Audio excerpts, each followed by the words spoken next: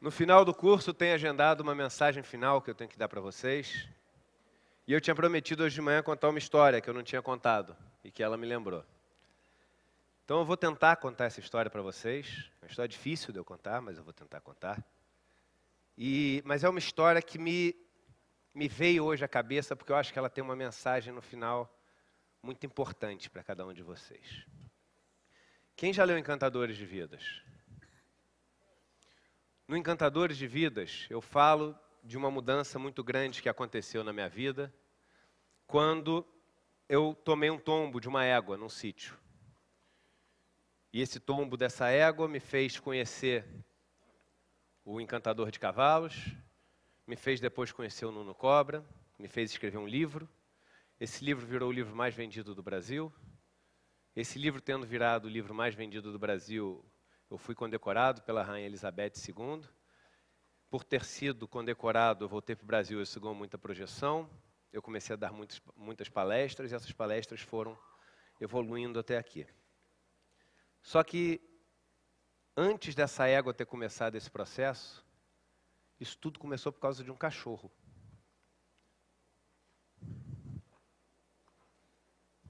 Por causa de um cachorro que eu pesquisei na internet e descobri que era de uma raça completamente diferente, que eu não conhecia, chamado Bulldog americano. E tinha um canil perto de São Paulo. Eu fui visitar esse canil e quando cheguei em Santa Branca, que é uma cidade perto de São Paulo, do lado de Jacareí, eu fui ver o canil e no fundo do canil tinha um rio maravilhoso com zíaco. E eu comprei uma cadela naquele canil, trouxe ela para morar comigo e me apaixonei pelo lugar. E por ter me apaixonado pelo lugar, eu comprei um sítio ali no lugar e por causa do sítio eu comprei a égua. E essa história toda começou então por causa desse cachorro. É uma história que apesar das pessoas só conhecerem um lado bonito, ela tem lados muito fortes também no meio do caminho. Eu, no meio do caminho, me apaixonei tanto por esse outro lado de escrever, de dar palestras, de domar cavalos, que minha vida começou a ficar muito distante, por exemplo, da esposa que eu tinha na época. E aí a gente acabou se separando, de uma forma amigável, mas a gente acabou se separando. Quando eu me separei dela, nunca ninguém da minha família tinha se separado, e eu me separei dela exatamente no momento que meu livro tinha virado o livro mais vendido, que eu tinha sido condecorado pela rainha, etc. E meus pais e meus familiares acharam que eu tinha me separado porque, segundo eles, o sucesso tinha subido à minha cabeça. E meus pais pararam de falar comigo. Meus irmãos pararam de falar comigo e meus amigos pararam de falar comigo. E os meus sócios, vendo eu domar os cavalos, eles falaram o seguinte: Eduardo, você está fazendo uma coisa absolutamente louca.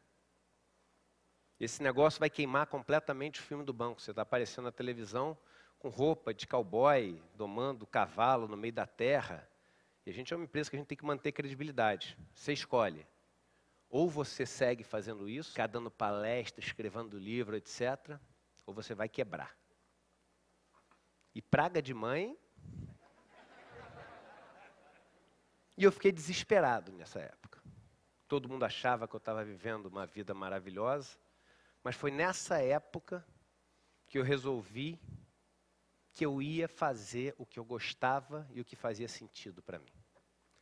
Nessa época eu estava namorando a minha atual esposa, a Juliana. E eu lembro que eu cheguei para ela e falei: cara, olha o que minha mãe me falou. Ela falou assim: Eduardo, deixa eu te fazer uma pergunta. É isso que te deixa feliz? E eu falei: é isso que me deixa feliz. E ela falou: se é isso que te deixa feliz, qual o problema se você quebrar? Quebra, pelo menos fazendo o que te deixa feliz, não quebra levando uma vida infeliz. E eu segui adiante nessa caminhada. E essa caminhada começou a tomar um peso cada vez maior. Aquele livro que era 1 viraram 6, dos quais quase todos foram best-sellers. As palestras, que eram poucas, começaram a virar centenas por ano. Elas começaram a ser remuneradas de um jeito como quase nenhum outro palestrante era remunerado no país.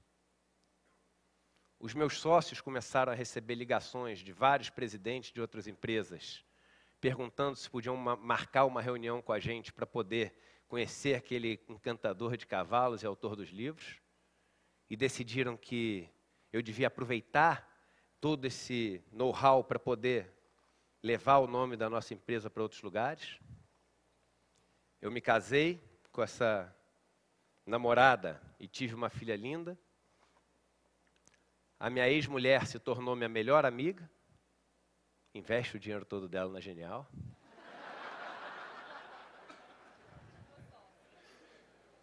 Os meus pais voltaram a falar comigo, por opção deles, aceitando o filho que eles descobriram que tinham, que na verdade eles sempre tiveram. Os meus amigos voltaram a estar comigo. E eu acho que esse processo todo se completou, de certa forma, o que eu chamo do Eduardo II, o Eduardo Artista. Eu acabei de finalizar essa semana o patrocínio da primeira peça de teatro que eu vou estrear. Eu me formei como roteirista no ano passado na Escola de Cinema de Nova York. Então, um musical que eu escrevi enorme, a gente fechou o patrocínio. A Prudential é um dos patrocinadores. Estou no meio de um longa que eu estou escrevendo para o cinema também. E esse final de semana, eu aceitei dar esse curso. Eu tinha na minha cabeça que eu não daria nunca mais um curso. Eu daria só palestras, mas curso não. Aquele negócio tinha sido muito para a minha cabeça. E o Leandro me convenceu a dar esse curso. E eu decidi dar esse curso. E tudo isso foi um ciclo que aconteceu por causa do cachorro que eu comprei. E na semana passada, no sábado, eu cheguei para os meus filhos. Quem acessa o meu Instagram é Encantadores de Vidas. E no sábado eu cheguei para os meus filhos e falei fazendo aquilo, porque o cachorro estava absolutamente bem. No domingo à noite, eu tive uma crise de choro antes de dormir. E pela primeira vez na vida, minha esposa me viu chorar. Ela nunca tinha me visto chorar. Eu tive uma crise de choro, comecei a ver as fotos do meu cachorro e falei o seguinte: ela vai morrer amanhã. E ela falou: Eduardo, eu não estou entendendo por que você está com isso. O cachorro está ótimo, ele ainda vai viver alguns anos com a gente. Eu falei: não vai, não vai, e ela vai morrer. Eu fui trabalhar no dia seguinte. Quando eu voltei para casa, eu cheguei em casa, na segunda-feira dessa semana, e quando eu abri a porta da cozinha, eu vi ela se levantando de uma poça d'água que ela estava. Eu achei estranha a posição onde ela estava deitada na poça. Ela se levantou e veio andando normal, balançando o rabo até onde eu estava. Ela chegou onde eu estava, eu fiz um carinho nas costas dela, e quando eu fiz um carinho nas costas dela, ela caiu infartando. Ela caiu infartando, eu fiquei assustado, comecei a fazer uma massagem cardíaca nela, comecei a fazer uma respiração boca a boca nela, ela voltou um pouco, e o tempo inteiro olhando para mim, como que se despedindo. Eu saí correndo, coloquei ela no meu automóvel, e saí em direção ao veterinário, e ela foi no banco do lado, com a cabeça em cima do apoio de braço, olhando para mim, se despedindo, respirando cada vez menos, até morrer no meio do caminho. Câmera de segurança. Era o único momento que eu estava sozinho com ela no fim de semana. Vocês imaginam que com essa vida complicada que eu tenho, eu não tenho momento sozinho com ela. Mas era o único momento que eu estava sozinho. E eu achava que aquilo era maravilhoso, dela ter esperado eu chegar em casa para se despedir de mim e morrer. E eu botei a câmera para ver o que tinha acontecido. Quando eu botei a câmera, eu vi que 5 minutos antes de eu abrir a porta, foi quando ela teve um infarto. Ela teve um infarto quando ela tinha ido para o canto do corredor, ela tropeçou e caiu. Ela caiu conseguiu se esforçar, e quando ela se esforçou para levantar, e meio que cambaleando, ela conseguiu levantar de novo. Levantou, deu mais uns 3, 4 passos, e aí caiu novamente, começou a tremer, ficou com a cabeça dura para trás, aí foi relaxando, relaxando, relaxando, e apagou, e morreu e não conseguia mais se mexer.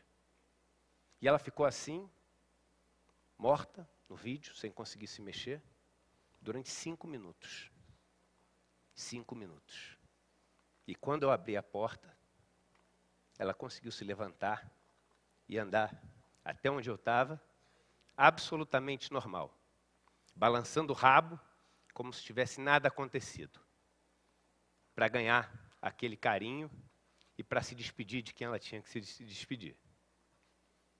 E aquilo ali serviu para mim como uma lição que mesmo se a gente tiver morto na vida, sem força nenhuma, já tentando ter feito o que era preciso ser feito e não ter conseguido, e desistido, se a gente arranjar um bom motivo, a gente é capaz de ter aquela última força.